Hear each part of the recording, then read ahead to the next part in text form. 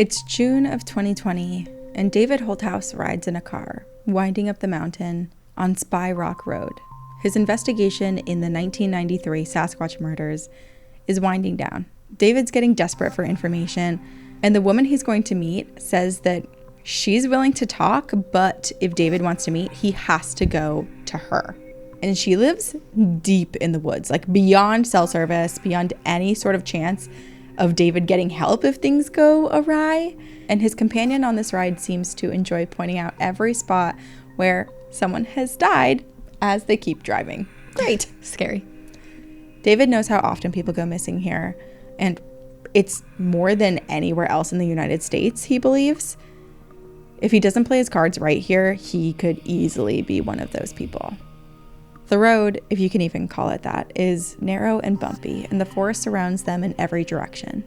If you didn't know someone lived there, you would never find them. And anyone coming looking for you, well, they would never find you. So scary.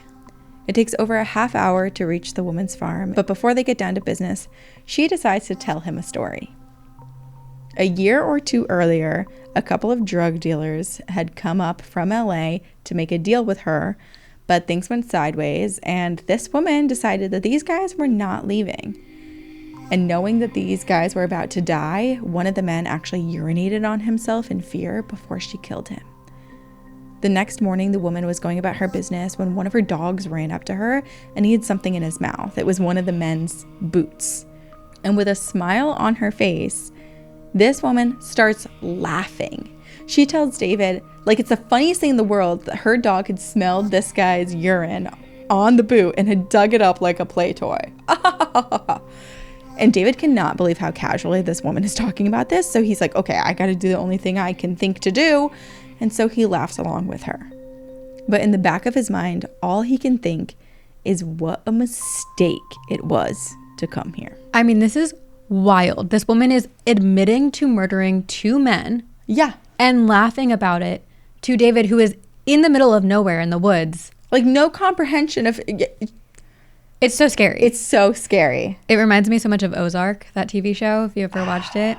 I feel like everyone, yeah. But the fact that this is real and people are just murdering people with no empathy, no regard, no care.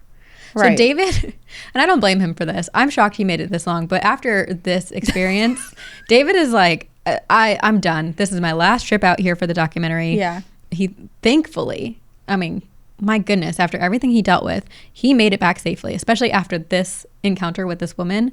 He made it home safely, but he knew it had been a close call. Mm-hmm. He could tell this was getting too dangerous and that no one was actually going to give him definitive answers. So unfortunately, these 1993 Sasquatch murders, if they ever happened, which I think they probably did, this and so many other unsolved or even unknown murders definitely have happened, they all continue to go unsolved. And this made us wonder how many other crimes in this region are just shoved under the rug. Mm-hmm. How many other victims go unknown? How many other murderers are just walking free? Yeah. Like this anecdotal murder that this woman shared and admitted to on Spy Rock Road. How many of these people have never been held accountable? So we did some research into Humboldt County and the Emerald Triangle, and we were shocked at how many crimes, the vast amount of murders and missing persons there are in this area. And that's just the recorded ones. Right. Humboldt has the highest missing persons rate in all of California. A commonly cited report from 2018 says that it's 717 people per 100,000 people. And so that's nearly double the state's average. The region earned its nickname, the Black Hole. Terrifying. For this reason. And it's always had this sort of like strange mix of open-mindedness meets lawlessness. Mm-hmm. And in the 60s, the region became a hub for a way of life called the Back to Land movement. And they basically wanted to live much more simply and use the earth to provide for them and get by. And it's like... It seems so peaceful. So, yeah, yes. Right? Exactly. To respect the earth and it gives back to you. But these people still needed money. And the way to generate income was basically to grow and farm marijuana. Which was illegal back at the time, but also brought a lot of money in. And a lot of them did put this money to good use. They would build roads, they donated to schools and emergency services like fire departments. It seemed like, on the surface, this perfect place for a fresh start. Yeah. A change of pace. Life was good, money was flowing. Until it wasn't. It is such an interesting, like, psychological experiment to take people who are feeling... It's like one of those things where I'm like, okay, did this become successful in weed farming, and then it attracted people with kind of, like, toughened exterior and, like, nefarious desires?